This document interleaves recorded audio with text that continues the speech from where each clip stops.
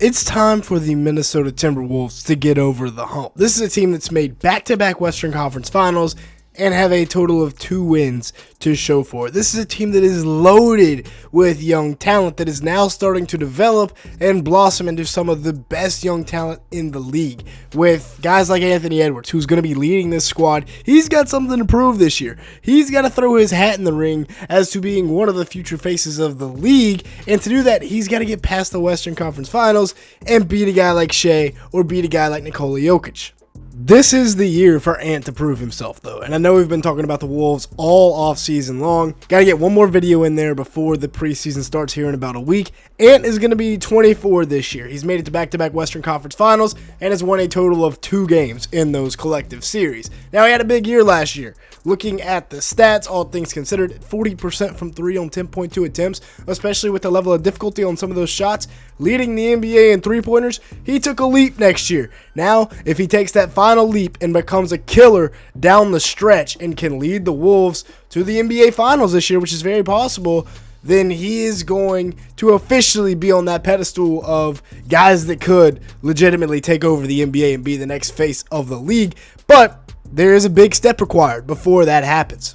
He also needs the rest of his core to continue to develop. First off, Jaden McDaniels. I mean, you look at games throughout his career, like against Portland when he dropped 30 and 10 on 12 of 17 shooting, and you're like, wow, this guy could be an NBA superstar. If you've never watched the NBA before and he's on one of his own nights, then yeah, I mean, he could be one of the best players in the league. But then when you watch him on his off night, it's not good. He's just too inconsistent. But if he's playing like he did in Game 3 versus LA, 30 and 5 in the playoffs, then that's huge. And he is their big X factor for this season. I made a full video on it, so if you want to go check that out, go ahead. But like looking at the Lakers series, he had 3 games with 16 or more points. And then the other 2 games, he couldn't even score more than 8. So we need a little bit more consistency out of him. They were 6-0 last year, including the playoffs, when he scored 25 or more points. And for a 6'10 wing with a 7-foot wingspan to be able to go out and score and take people to the rim offensively as well as being a menace on defense, then that's huge. They also bring in Johnny Juzang, another wing that can help them get minutes. He was cut by Utah. They bring him in on a free agent deal, 6'6 with a 6'11 wingspan. He's a guy that I think will end up sticking in Minnesota for a little while just because of his ability to defend, his frame, and then his ability to knock down the 3 ball. 9 and 3 in about 20 minutes a game last year. Shot 43% from the field, 38% from 3 on 5 attempts per game, and in 2023-24, he shot 46% from the field and 42% from 3 on 4 attempts, and he's still just 23 years old. So still a lot of development, a lot of time left for Juzang. I think that's a fantastic add.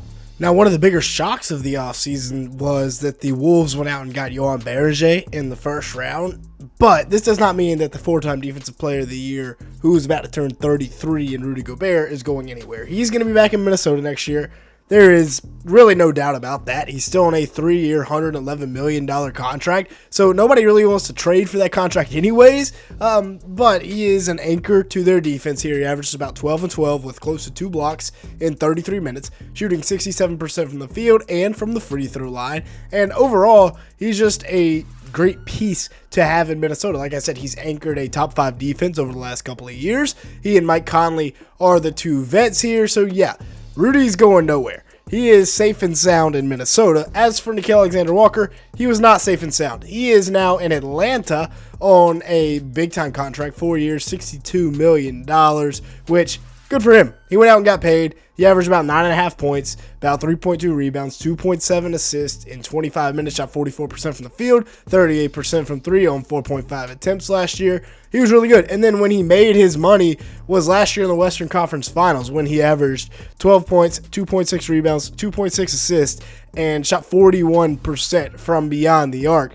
And yeah, at 6'5", with a 6'9" wingspan, being a rangy defender off the bench that can cover a lot of ground and really defend, you know, that's definitely going to go out and get you a payday when you can perform like that at the highest stage. Now, as for the Wolves, they have guys that can replace Nickeil Alexander-Walker. One being Terrence Shannon Jr., who is going to replace his scoring output off the bench. I mean, what he did in the playoffs last year just proved that he really should have been playing the whole time.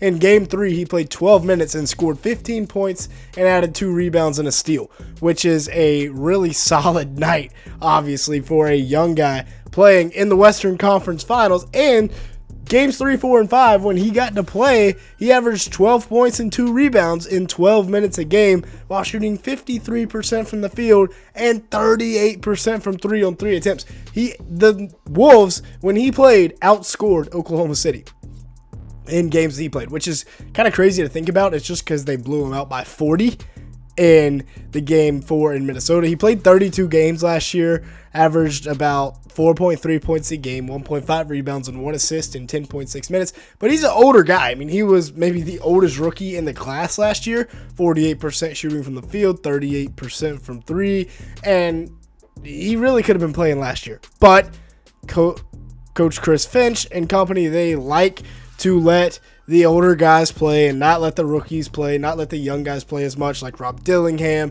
TSJ, Jalen Clark. And Rob, he could have been playing last year too. There was a time when a lot of guys were injured and those 3 guys had to play. Rob's listed at 6'3", 175.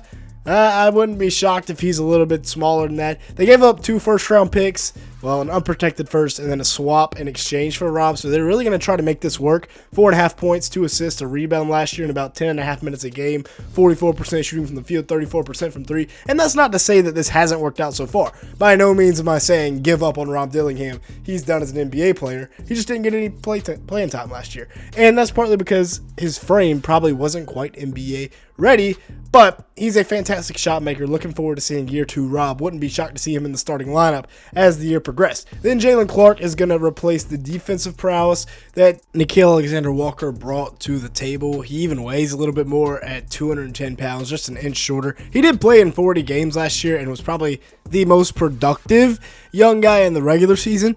Not necessarily playoffs, but he averaged 4 points, close to 2 rebounds in 13 minutes a game, shot 47% from the field, 43% from 3 on 1.3 attempts. So yes, low volume, but if he keeps that up this year, it's going to be something special. He's going to be a fantastic 3-and-D wing that the Wolves have been able to develop. And all of these guys are 26 or younger. So they have 6 guys, 7 if you add in Johan Berenger, and then good pieces like Dante DiVincenzo, Julius Randle, that they can have for the next 10 years. Now, yes, they chose Naz Reid over Nickeil Alexander-Walker, and that's probably the right choice because you can more easily find a Nickeil Alexander-Walker than you can a Naz Reid. 5 years, $125 million was the contract they gave him. And honestly, by year 3 of that contract, he's probably going to be outperforming it, and I'm pretty sure it's a flat contract, so $25 million for Naz Reid in 5 years is going to be an absolute steal. You see the numbers he put up last year, 46% shooting from the field, 38% from 3. The Wolves are really investing into Naz Reid. I think this investment is going to pay out. Wouldn't be shocked